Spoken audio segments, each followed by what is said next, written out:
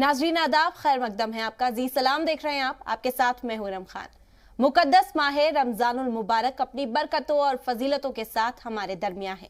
इसके फर्ज होने का मकसद इंसान को परहेजगार बनाना है। अल्लाह से डरने का नाम तकवा है।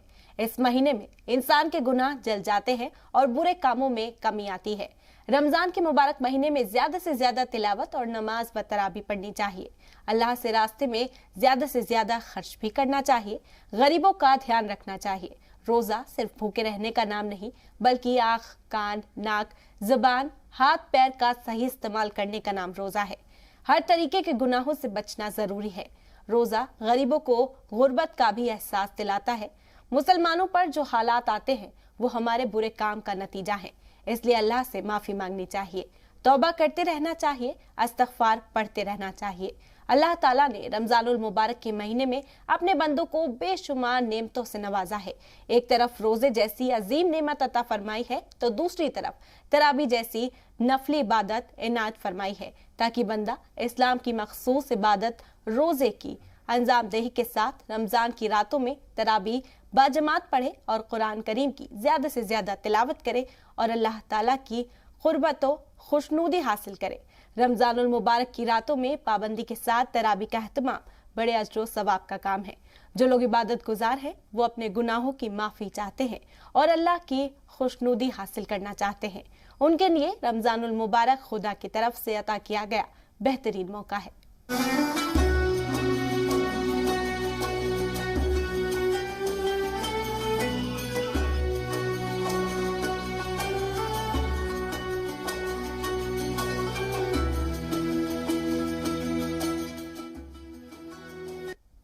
माह सियाम का ये महीना जारी है। हमारे लिए ये इबादत का सिलसिला, अपने खुदा की बारगाह में इबादत करने का जो हमें हुक्म दिया गया है, उससे बढ़ाने का, अपने गुनाहों की माफ़ी मांगने का ये एक माह सियाम का महीना है। और इस महीने की खुसूसियत समझाने के लिए इस वक्त खास मेहमान हमारे साथ जुड़ गए हैं। मौलाना मकसूदुल हसन कासमी साहब इस्लामिक स्कॉलर हैं। मौलाना साहब, सबसे पहले तो बहुत शुक्रिया जी सलाम को वक्त देने के लिए। जी शुक्रिया आपका। मौलाना साहब, आज 18 रमजान की तारीख है। रफ्ता रफ्ता रमजान अपने इख्तिताम की मंजिल की तरफ बढ़ रहा है। जाते हुए इन मुबारक दिनों में रोजदारों की इबादत में आदाब कैसे होने चाहिए मौलाना साहब? देखिए, हल्के हल्के, जैसे कि आपने कहा, रमजानुल मुबारक का पहला अशरा भी गुजर गया और दूसरा अशरा भी अब जाने को है, तीसरा अशरा भी अब आने ही वाला है। रोजे का पैगाम क्या है?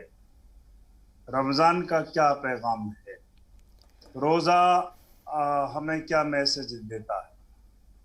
अब रोजे के इस आखिरी अशरे में या आखिर दिनों में कहिए तो इसका हमें जायजा लेना चाहिए। रोजा, जैसे आपने भी कहा कि भूखे रहने का नाम ही रोजा नहीं है। रोजे के साथ, भूखा रहने के साथ साथ सुबह सादिक से लेकर के मगरिब तक खाने पीने से रुकने के साथ साथ ये भी हो कि आपकी जुबान भी झूठ बोलने से रुकी हो, आपकी आंख भी बुराइयों को देखने से रुकी हो, आपके कान भी गलत बातें ना सुने, गाली गलोच ना सुने। ये इन तमाम का रोज़ा के साथ साथ इन तमाम का रोज़ा भी होना चाहिए। तो ये एक प्रैक्टिस है पूरे महीने की, ताकि हम अगले 11 महीने में इस प्रैक्टिस पर चल सकें। मैंने एक दिन बताई थी कि हमें ये सोचना चाहिए कि रोजा सिर्फ रोजे से, अगर लोग ये समझते हैं कि खाने पीने से रुक करके आपने रोजा रख लिया, ये गलत है। लोग भूख हड़ताल पर बैठते हैं जी, और एक एक दो दो तीन तीन दिन तक हंगर स्ट्राइक पर बैठते हैं, वो कुछ नहीं खाते। क्या उनका रोजा हुआ? रोजा नहीं है।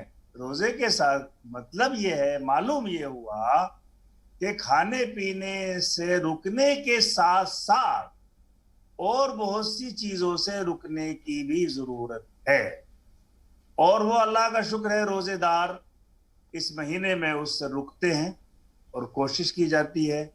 तो अब आगे ये कोशिश होनी चाहिए कि रमजान का महीना जब मुकम्मल हो जाएगा तो उसके बाद भी हमारी इस पर प्रैक्टिस हो चुकी है, ट्रेनिंग हो चुकी है, हम अपनी जुबान को, अपनी आँख को, अपने कानों को, अपने हाथों को, अपने पैरों को हर उस बुराई से रोकें जो गलत है, हर उस काम से रोकें जो सोसाइटी के लिए मना है, लोगों के लिए परेशान कुन है, झूठ है, उससे बचें। बिल्कुल, तो सिर्फ भूखा रहने का नाम ही रोजा नहीं है, हमें अपने अमाल नेक करने होंगे, हमें दूसरों की मदद के लिए आगे आना होगा, हमें गुनाहों से खुद को बचा कर रखना होगा, तब हमारा रोजा मुकम्मल होगा। मौलाना साहब, दूसरा अशरा चल रहा है, यह अशरा मगफिरत वाला अशरा कहा जाता है।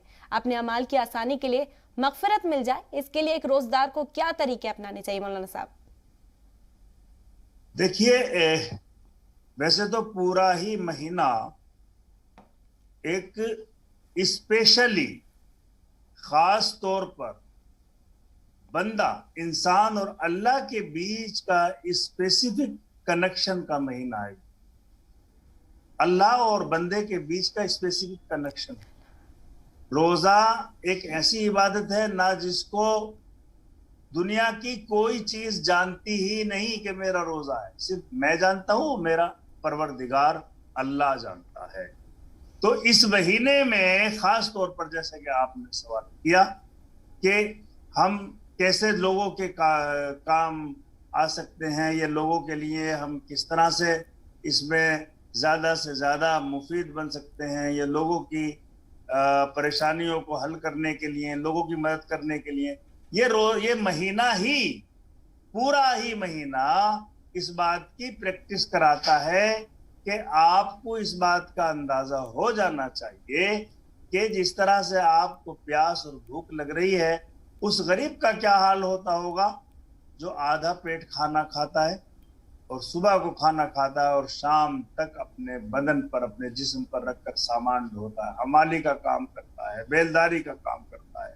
उसको कितनी प्यास लगती होगी, उसको कितनी भूख लगती होगी। तो इसका अंदाजा आपको हो जाए, अगर होगा तो आपका दिल नर्म होगा, आपके दिल में सॉफ्टनेस आएगी, आपकी अपनी जेबें खुलेंगी, लोगों पर खर्च करेंगे। इसी वजह से इस महीने में खास तौर पर हुक्म दिया है कि गरीबों का ख्याल रखो। रसूल खुदा सल्लल्लाहु अलैहि वसल्लम ने फरमाया कि ये महीना गमख्वारी का महीना है, गमख्वारी का और लोगों की पुरसाने हाली का महीना है।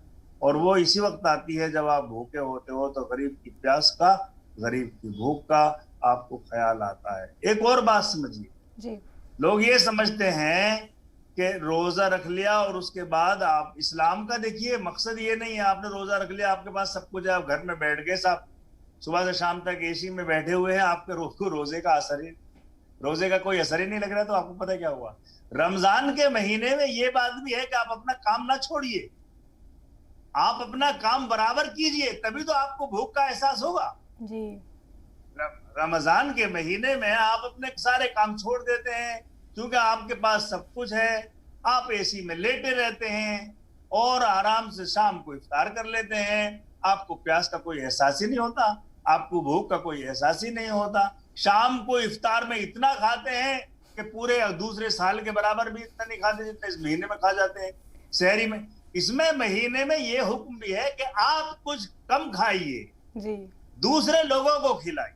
बिल्कुल, आप कम खाइए, दूसरे लोगों को खिलाइए।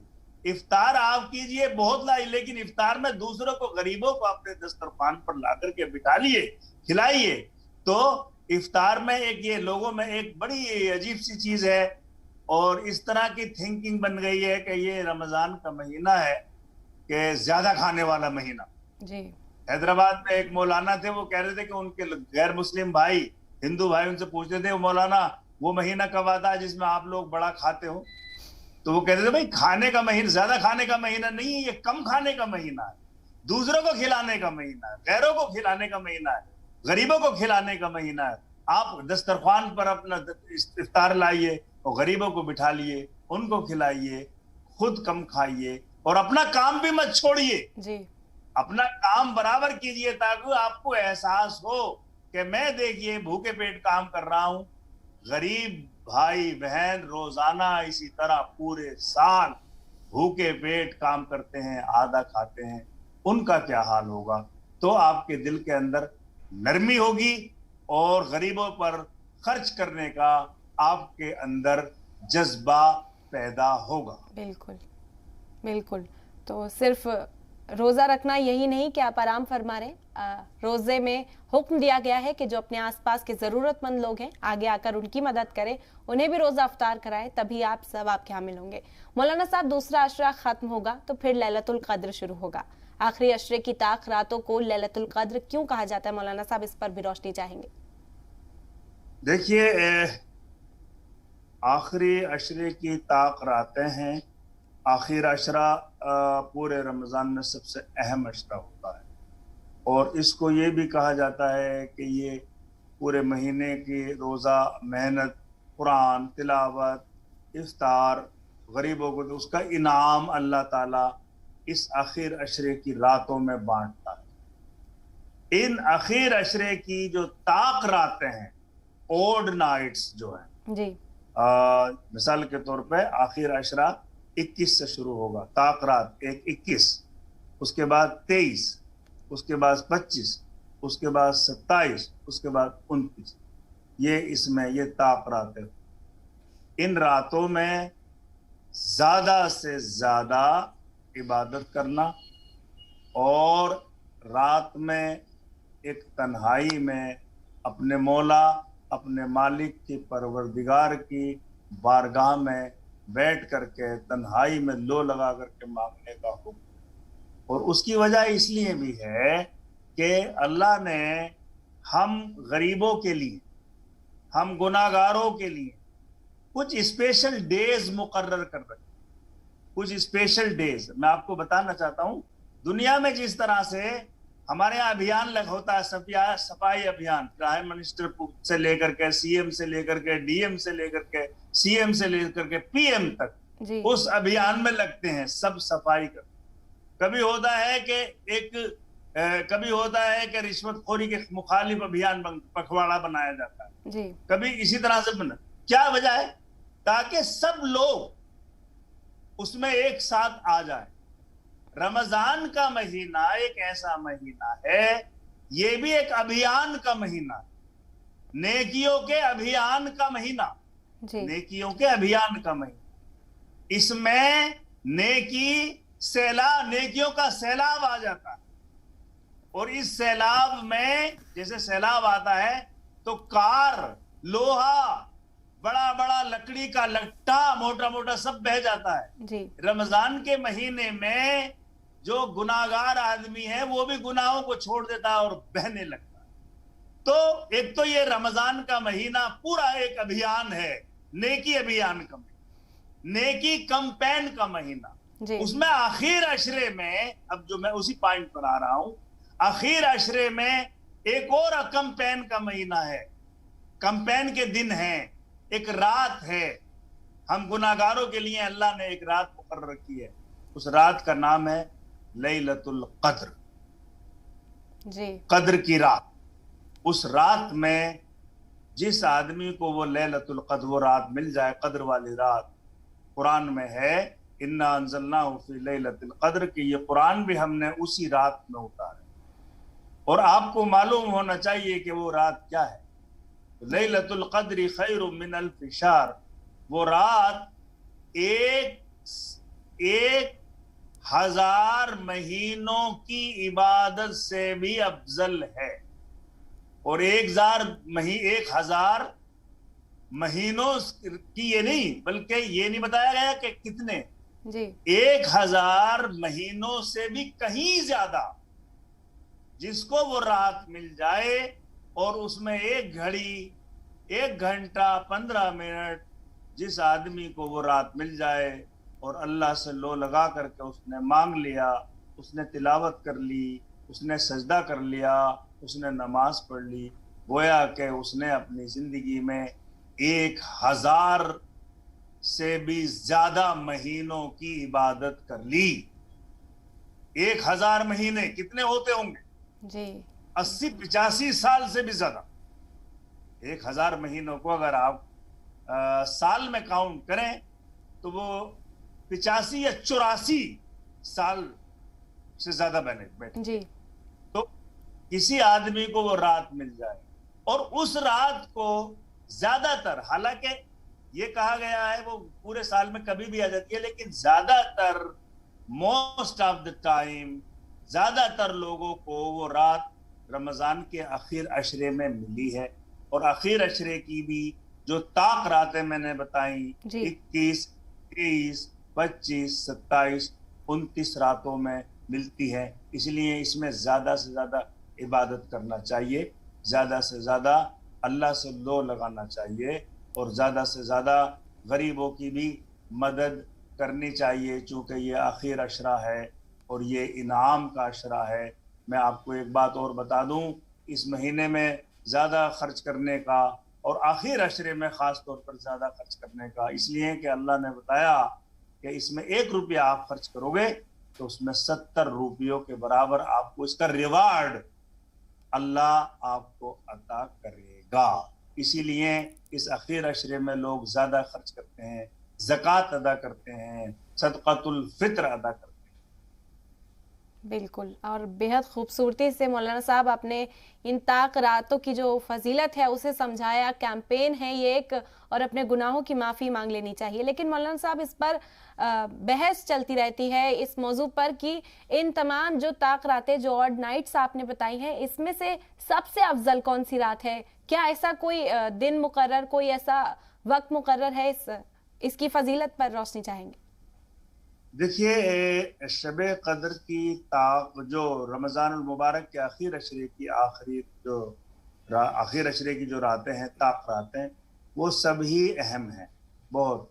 लेकिन इसमें कुछ लोग कहते हैं 27वीं शब सबसे अहम है। 27वीं शब 27th नाइट वो सबसे अहम है, ज्यादातर लोगों का कहना है। इसी वजह से हम साउथ इंडिया में, कर्नाटका इधर उस साइड में जब देखते हैं, इधर नॉर्थ इंडिया में इसका इतना रिवाज नहीं है, बल्कि साउथ इंडिया में, मुंबई और पूरे उस एरिया में ज्यादा है कि जो तरावी में कुरान पढ़ते हैं हुफ्फाज हजरात, तो कुरान को मुकम्मल उसी 27वीं शब में करते हैं, ताकि कुरान की वजह से लोग इकट्ठे ज्यादा होते हैं, दुआएं करते हैं, अल्लाह से मांगते हैं। तो ज्यादातर लोगों का कहना यह है कि 27वीं शब बेस्ट, सबसे ज्यादा मोस्ट इंपोर्टेंट नाइट है। मोस्ट इंपोर्टेंट नाइट आप आखिर अशरे की ताक रातों में सबसे ज्यादा अहमियत वाली रात 27वीं शब है। लेकिन मैं कहूँगा 27वीं शब भी है, 21 भी है और 23 भी है और 25 भी है और 27 और 29 भी है। बल्कि मैं इसके अलावा और कहूँगा यह आखिर अशरा ही मुकम्मल बहुत है। यह आखिर अशरा ही बहुत अहम है। हमारी जिंदगी का अगले साल किसी को क्या पता मिले या ना मिले, इसको गनीमत जाने और इसमें ज्यादा से ज्यादा जो हो सके, हमसे जो हो सकता है वो हम करें और इसमें ज्यादा से ज्यादा गरीबों की, जरूरतमंदों का ख्याल रखें। बिल्कुल मौलाना साहब, बेहद खूबसूरती के साथ आपने हमारे नाजरीन के लिए पैगाम दिया कि यही वक्त है अपने गुनाहों को बख्शवा लें, क्योंकि जहन्नम के दरवाजे इस महीने में बंद होते हैं और हमारी तमाम दुआएं सीधे अल्लाह ताला तक पहुंचती हैं। बहुत बहुत शुक्रिया मौलाना साहब, हमारी रहनुमाई फरमाने के लिए, हमें वक्त देने के लिए। शुक्रिया।